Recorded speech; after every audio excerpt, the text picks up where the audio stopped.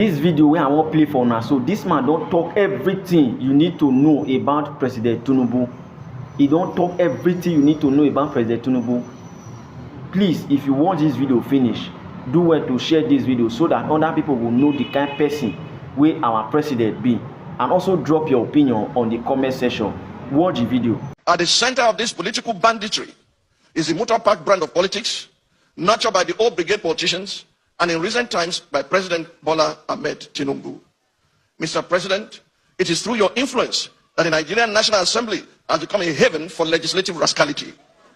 Mr. President, it's under your watch that the National Assembly has become an extension of the executive, grossly violating the principles of separation of powers and rubber stamping the whims and caprices of your office, all while singing the international anthem of sycophants on your mandate we shall stand. Mr. President, thanks to your political machinations, Nigeria is now bedeviled by a captured National Assembly, the most ineffective in its checks and balances role since the start of the Fourth Republic. In 2006, the Fourth National Assembly had the audacity to reject the tenure exemption bid of a sitting president. In 2010, the Sixth National Assembly summoned the courage to stand against the power hijacking cabal and restore Nigeria to the path of constitutionality by invoking the doctrine of necessity. In 2011, the House of Representatives of the Seventh National Assembly had the courage to elect its leaders, as did the Senate of the Eighth National Assembly in 2015, defying executive interference. This National Assembly, the 10th, has by its unconstitutional endorsement of the President's abuse of powers proven to be the most spineless in our recent history. Through its actions and inactions, the National Assembly has in effect become the 48th member of the President's cabinet.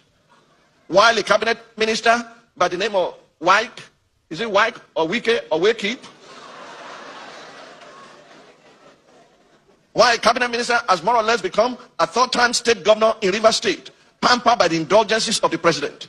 Recent events have made it clear to Nigerians that at this assembly being placed in 2006, when the third-term agenda was proposed, our democracy would have since morphed into one of Africa's lamentable tales of sit-tight dictatorship.